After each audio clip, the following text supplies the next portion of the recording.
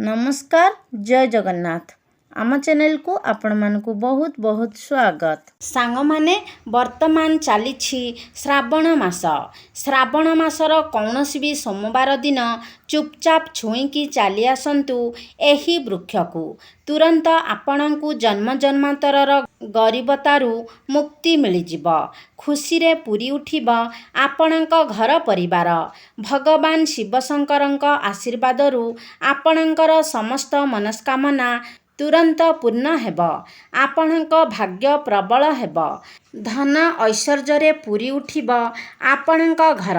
श्रावण मासर सोमवार रे जेउ भी व्यक्ति एही वृक्ष को छुई देब ताकू केबे भी धनवान हेबारू अटकाई पारिबे नाही। से व्यक्ति उपरे सर्वदा महादेवंकर कृपा दृष्टि रहिब। पूजा पाठ न करी धूप दीप आदि न जलाई व्रत उपवास न रखी मध्य जेउ व्यक्ति श्रावण मासरे ए वृक्ष गुड़ी को छुईकी प्रणाम करिदेब तेबे तार समस्त इच्छा तुरंत पूर्ण हुए। तार आर्थिक स्थिति मध्य मजबूत होइथाए। ए वृक्ष गुड़िक महादेवंकु अत्यंत प्रिय अटे। जेउ भी व्यक्ति श्रावण मास सोमवार रे सठिक मुहूर्त रे एही वृक्ष गुड़िक छुई देब तार समस्त इच्छा तुरंत पूर्ण हेब। दरिद्रता ता घरू दूरेई जीव। एही वृक्ष गुड़िक भगवान शिवशंकरंकर विशेष आशीर्वाद प्राप्त करिछंती। एही वृक्ष गुड़िकु महादेवंकर स्वरूप बोली कुहा जाए। एही भिडियो रे कुहा जाइथिबा वृक्ष गुड़िक मध्यरू कौनसी गोटिए वृक्ष को भी आपण श्रावण सोमवार दिन छुईकी प्रणाम करिवे तेबे आपणक जीवन रे थिबा समस्त कष्ट जंत्रणा दूरेई जीव। आपणकर किछि भी मनस्कामना थाउ ना काहींकी ताहा सबु पूर्ण हेब। जदि आपण लंबा समय धरी चाकरी खोजुछंती तेबे एही उपायटी कला परे आपण निज मनपसंदर चाकरी पाइजिबे। आपणक बंद पड़िथिबा व्यापार पुणी थरे चालू होइजिब। आपणक जीवन रे धन आगमनर नुआ नुआ रास्ता खोलिजिब। आपणक संचित धन रे वृद्धि घटिब। आपणक भाग्य प्रबल हेब एवं आपणक हितरे जीव। भगवान शिवशंकरଙ୍କ कृपारू आपणकर मंगल प्रमाणित हेब। सांग माने श्रावण मासकु सनातन धर्म रे अत्यंत पवित्र मास बोली कुहा जाए। पौराणिक मान्यता अनुसारे भगवान विष्णु एही श्रावण मासरे क्षीरसागर रे निद्रा रे चली जाती एवं महादेव सृष्टिर समस्त कार्यभार को संभाली थांती। शास्त्र अनुसारे महादेवंक पूजा व्रत पाई श्रावण मासटी को सर्वश्रेष्ठ मास बोली कुहा जाए। देश विदेशर लोक माने मध्य श्रावण सोमवार व्रतटी को निष्ठार सह पालन करिथांती। श्रावण मासर प्रत्येक सोमवार गुड़िकरे लोक माने ब्रह्म मुहूर्तरू उठी पूरा दिन व्रत उपवास रखती। जेउ भी व्यक्ति उपरे महादेव प्रसन्न हुअंती तार जमराज मध्य किछि भी क्षति करि पारंती नाही।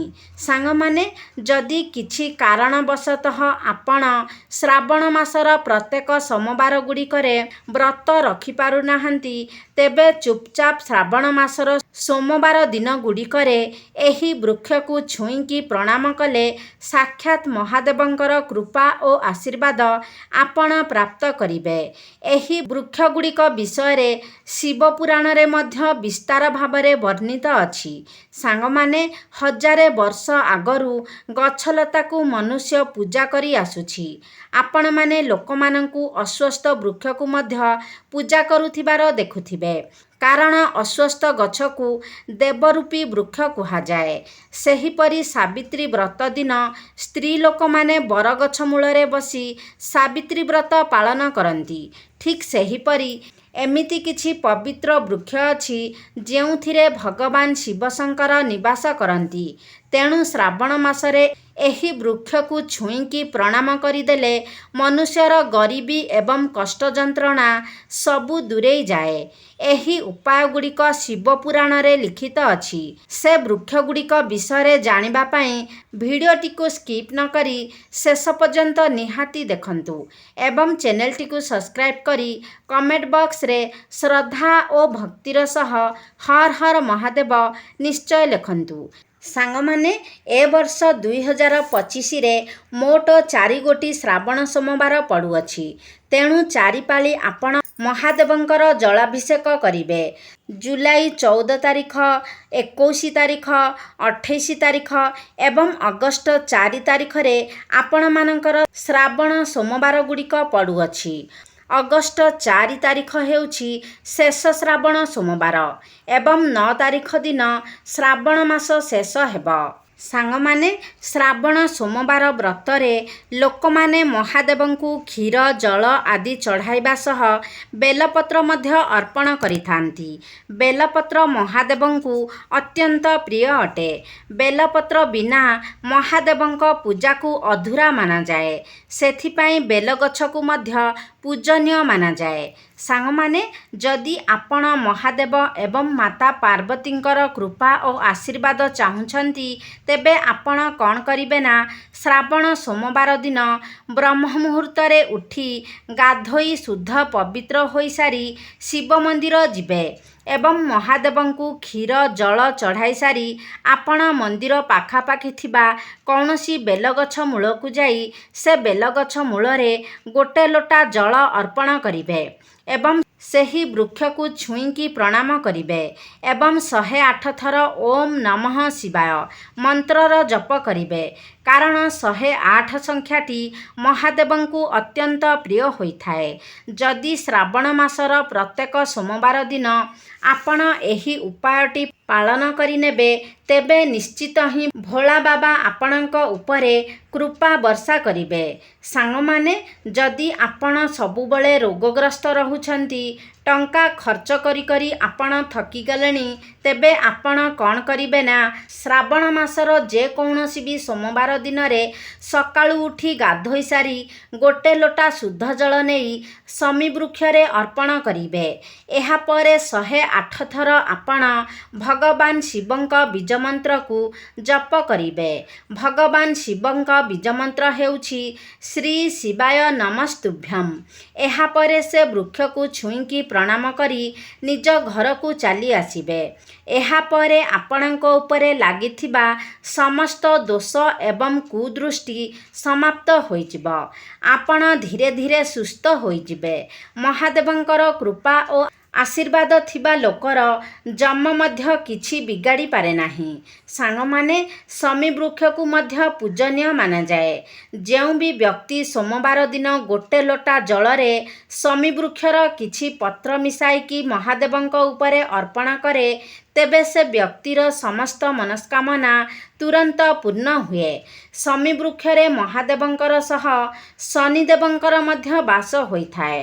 ସାଙ୍ଗମାନେ, ଯଦି ଆପଣ ଚାହୁଁଛନ୍ତି କି ଆପଣଙ୍କ ଭାଗ୍ୟ ସର୍ବଦା ଆପଣଙ୍କ ହିତରେ ଯାଉ ବୋଲି, ଆପଣଙ୍କ କୁଣ୍ଡଳୀରେ ନବଗ୍ରହ ଆପଣଙ୍କର ସାଥ ଦିଅନ୍ତୁ ବୋଲି, ତେବେ ଆପଣ କ'ଣ କରିବେ ନା ଶ୍ରାବଣ ସୋମବାର ଦିନ ଶିବଲିଙ୍ଗରେ କ୍ଷୀର କିମ୍ବା ଜଳ ଚଢ଼ାଇ ସାରି ନିଜ ଘର ପାଖାପାଖି ଥିବା ଅଶୋକ ବୃକ୍ଷ ନିକଟକୁ ଯାଇ 1 ଲୋଟା କଞ୍ଚା କ୍ଷୀର ସେ ଅଶୋକ ବୃକ୍ଷରେ ଅର୍ପଣ କରିବେ ଏବଂ ଏହାପରେ 108 ଥର ଓମ୍ ନମଃ ଶିବାୟ ହର ହର ମହାଦେବ ମନ୍ତ୍ରର ଜପ କରିବେ।